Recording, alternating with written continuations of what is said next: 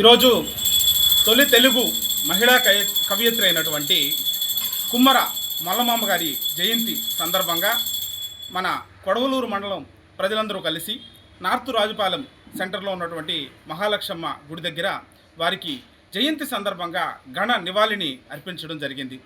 అయితే ఇవాళ 586వ జయంతి ఉత్సవం ఇది. ఒక వ్యక్తి గురించి 500 సంవత్సరాల తర్వాత కూడా మనం మాట్లాడుకుంటున్నాము అంటే వారు సాధించినటువంటి ఘనత అనే చెప్పుకోవచ్చు.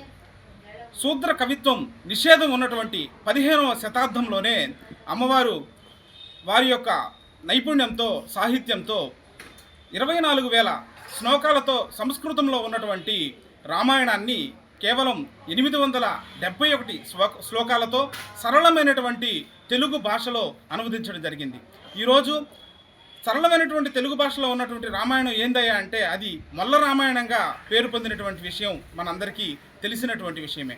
మహిళలు వంటగదికి మాత్రమే కేవలం ఇళ్లలో పనులు మాత్రమే చేసుకునేటటువంటి సందర్భాల్లో కూడా మొల్లగారు బయటకు వచ్చి మహిళలకు కూడా కవిత్వం రాసేటటువంటి హక్కు ఉంటుంది, మహిళలందరూ కూడా అక్షరాస్యత పొందాలి, అందరూ చదువుకోవాలి అనేటటువంటి ఉద్దేశంతో వారు ఆ కాలంలోనే బయటకు వచ్చి ఒక సాహిత్యోద్యమాన్ని నడిపినటువంటి విషయాలను మనం ఈ సందర్భంగా గుర్తు చేసుకున్నాం. మల్లమాంబ గారు బడుగు బలహీన వర్గాలకి సంబంధించినటువంటి స్త్రీమూర్తి అవ్వడంతో వారికి ఎటువంటి గుర్తింపు నోచుకోలేనటువంటి పరిస్థితి గత ప్రభుత్వాల్లో చూసాం.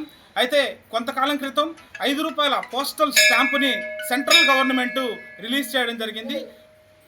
గత సంవత్సరం నుంచి ఆంధ్రప్రదేశ్ రాష్ట్ర ప్రభుత్వం అధికారికంగా మల్లమాంబ గారి జయంతి ఉత్సవాలను నిర్వహిస్తూ ఉంది. ఈరోజు ప్రతి జిల్లా కేంద్రంలో ఉన్నటువంటి బీసీ వెల్ఫేర్ ఆఫీసుల్లో కూడా మొల్ల జయంతి వేడుకలను నిర్వహిస్తూ ఉన్నారు. ఇక మీదట కాలంలో ప్రతి మండల కేంద్రంలో కూడా ఈ యొక్క జయంతి ఉత్సవాలను నిర్వహించాలని కోరుకుంటూ మొదటిగా నెల్లూరు జిల్లా కొడవలూరు మండలంలో మండల కేంద్రంలో మల్లమాంబ యొక్క జయంతి వేడుకలను నిర్వహించడం జరిగింది.